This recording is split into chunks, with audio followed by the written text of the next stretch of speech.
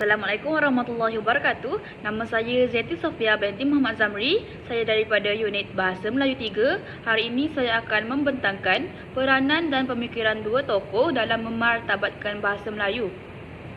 Pengenalan, bahasa adalah suatu elemen penting yang menggambarkan rakyat sebuah negara. Ia juga mencerminkan identiti sesuatu bangsa yang dapat membentuk identiti nasional dan budaya sesebuah negara. Apabila dikatakan bahasa sebagai identiti nasional, ia merujuk kepada bahasa Melayu sebagai bahasa negara yang menjadi milik bersama seluruh rakyatnya. Sementara itu, bahasa Melayu sebagai identiti budaya pula menggambarkan bahawa bahasa tersebut adalah cara hidup rakyat Malaysia. Oleh itu, bahasa Melayu bukan sahaja digunakan dalam komunikasi tetapi juga diamalkan sebagai sebahagian daripada budaya yang mencerminkan adat, resam dan tingkah laku masyarakat Malaysia. Tokoh yang saya kaji yang memartabatkan bahasa Melayu ialah Asmah Haji Omar dan Munshi Abdullah. Yang pertama, Asmah Haji Omar. Latar belakang Asmah Haji Omar, Profesor Emeritus Dr. Asmah Haji Omar adalah nama dan gelaran beliau.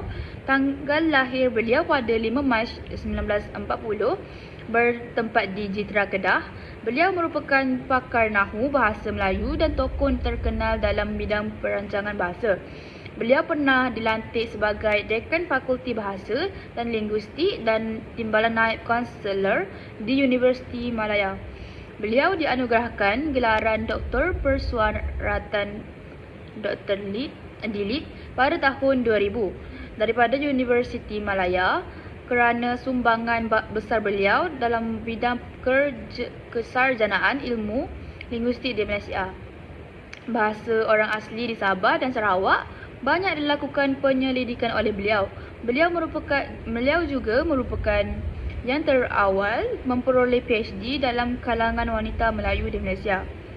Beliau memegang jawatan profesor yang paling lama di Malaysia. Profesor adalah jawatan yang tertinggi di universiti dan dipegang oleh beliau dari umur 36 hingga persaraan wajib iaitu berumur 65 tahun.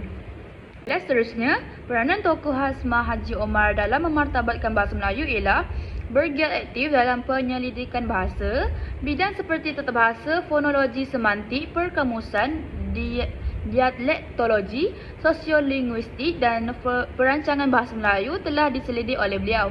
Bahasa Bumi Putera di Sabah dan telah dibuat rujukan oleh beliau. Buku-buku dalam bidang tata bahasa yang dijadikan rujukan kepada orang ramai kini adalah ditulis oleh beliau.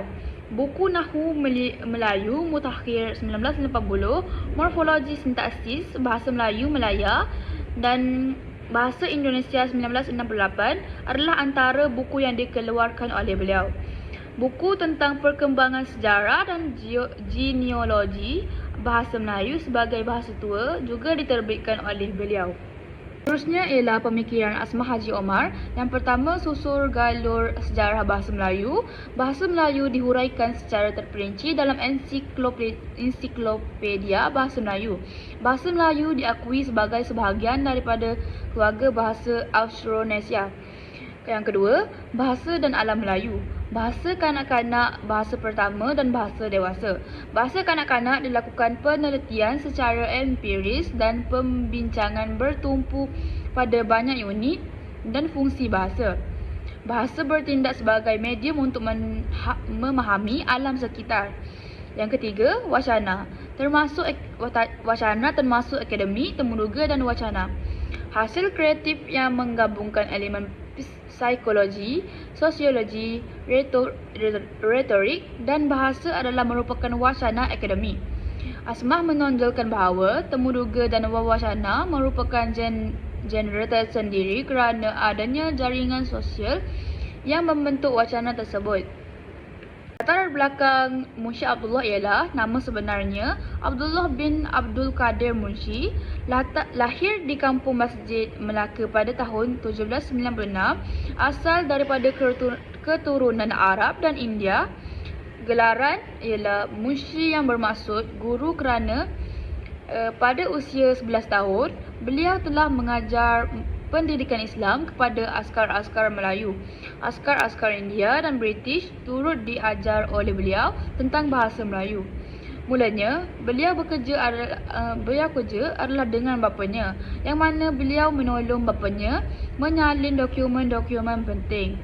Beliau merupakan bapa kesusasteraan Melayu moden kerana kebanyakan karyanya berbeza daripada Melayu tradisional. Peranan tokoh Munshi Abdullah dalam memartabatkan bahasa Melayu adalah Munshi Abdullah pernah diangkat sebagai jurutulis dan penterjemah semasa kunjungan Gubernur Jeneral SHTI iaitu Stamford Raffles ke Melaka. Pada awalnya, beliau hanya menulis surat, menyalin hikayat dan menghasilkan syair.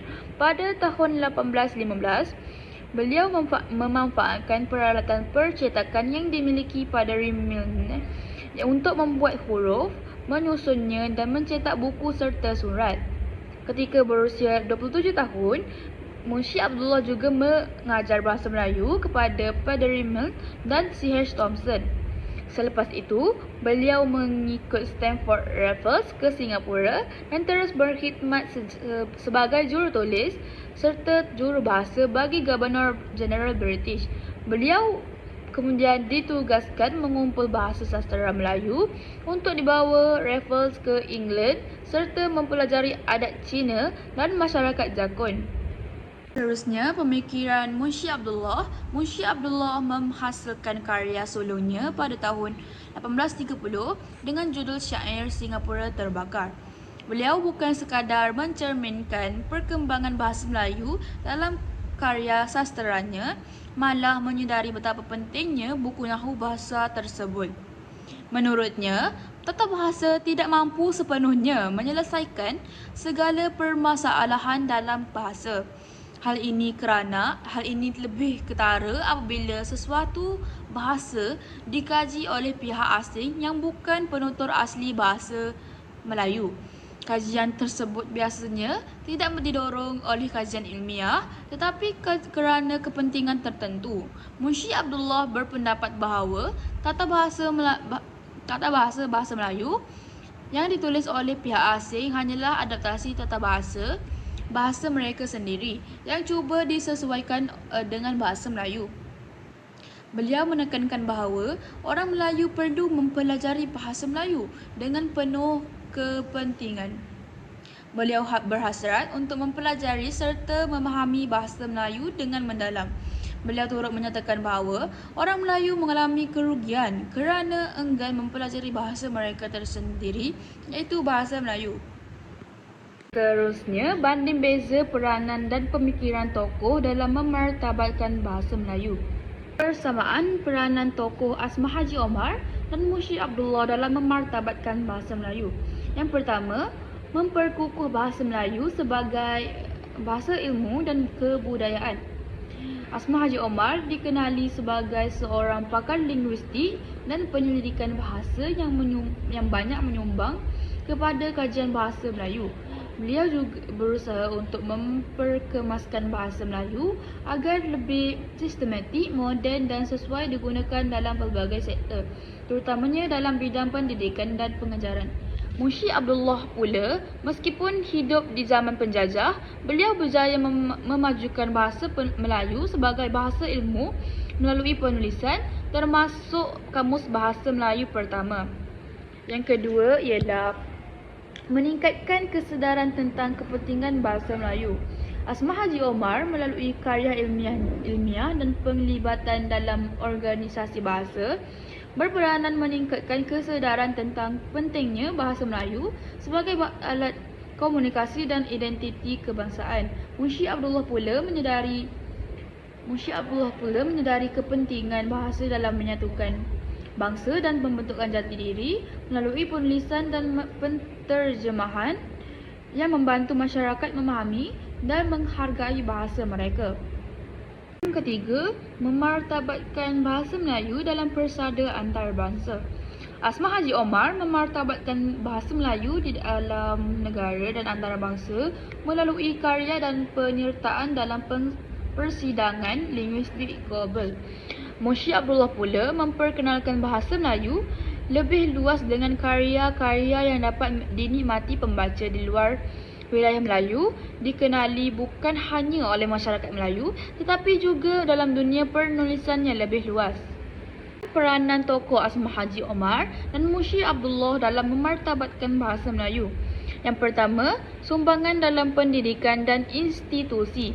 Munshi Abdullah tidak terlibat secara langsung dalam sistem pendidikan moden tetapi menyumbang kepada pendidikan awal masyarakat Melayu melalui karya-karya yang memudahkan pembelajaran bahasa dan memperluaskan penyebaran bahasa Melayu. Sebaliknya, Asma Haji Omar terlibat dalam pendidikan tinggi, mengajar bahasa Melayu di universiti serta menghasilkan buku rujukan dan kajian yang penting untuk pengajar bahasa Melayu di peringkat akademik. Beliau juga aktif dalam penyelidikan dan pembangunan kursus bahasa Melayu di peringkat antarabangsa. Yang kedua, karya-karya yang dihasilkan. Munshi Abdullah menghasilkan karya seperti Hikayat Abdullah, Kamus Melayu dan tulisan lain yang berkaitan dengan sastera dan budaya Melayu yang fokus pada pengalaman peribadi serta sejarah sosial dan budaya masyarakat Melayu semasa penjajahan. Asma Haji Omar pula banyak menulis dalam bidang linguistik termasuk kajian tata bahasa, sosiolinguistik dan analisis bahasa dengan menghasilkan karya akademik yang mendalam mengenai struktur dan fungsi bahasa Melayu serta penggunaannya dalam pelbagai bidang. Seterusnya ialah persamaan pemikiran tokoh Asma Haji Omar dan Munshi Abdullah dalam memartabatkan bahasa Melayu. Yang pertama ialah mempromosikan bahasa Melayu. Munshi Abdullah mempromosikan bahasa Melayu melalui karya sastera dan kamus yang memperkenalkan dan menyebarkan bahasa Melayu kepada masyarakat. Asma Haji Omar pula mempromosikan bahasa Melayu melalui kajian linguistik dan penglibatan dalam pendidikan tinggi, memperkukuh penggunaannya di peringkat akademik dan antarabangsa. Yang kedua ialah mengangkat bahasa Melayu sebagai bahasa ilmu, iaitu Munshi Abdullah memulakan usaha menjadikan bahasa Melayu sebagai bahasa ilmu melalui penulisan karya yang mengandungi pengetahuan dan nilai budaya Melayu. Asma Haji Omar pula mengembangkan bahasa Melayu dalam konteks moden, menjadikannya sesuai digunakan dalam bidang akademik dan profesional. Perbezaan pemikiran tokoh Asma Haji Omar dan Munshi Abdullah dalam memartabatkan bahasa Melayu. Yang pertama, dari konteks sejarah dan perkembangan zaman, Munshi Abdullah hidup pada zaman penjajahan British di mana bahasa Melayu masih berkembang dalam konteks tradisional dan lisan. Beliau memfokuskan usaha memartabatkan bahasa Melayu sebagai alat komunikasi dengan memperkenalkan elemen-elemen asing melalui penterjemahan karya barat untuk memperluaskan kegunaannya. Manakala Asma Haji Omar hidup selepas kemerdekaan ketika bahasa Melayu diiktiraf sebagai bahasa kebangsaan dan bahasa rasmi. Beliau berfokus pada pemodenan dan penstrukturan bahasa Melayu agar sesuai digunakan dalam pelbagai bidang akademik, profesional dan teknologi. Yang kedua ialah visi terhadap bahasa Melayu. Munshi Abdullah melihat bahasa Melayu sebagai alat penyatuan dan medium untuk menyampaikan nilai budaya serta ilmu, terutamanya melalui sastera dan kamus untuk masyarakat awam. Manakala Asma Haji Omar pula memandang bahasa Melayu sebagai bahasa moden yang perlu disesuaikan dengan keperluan global, terutamanya dalam bidang sains, teknologi dan pendidikan tinggi.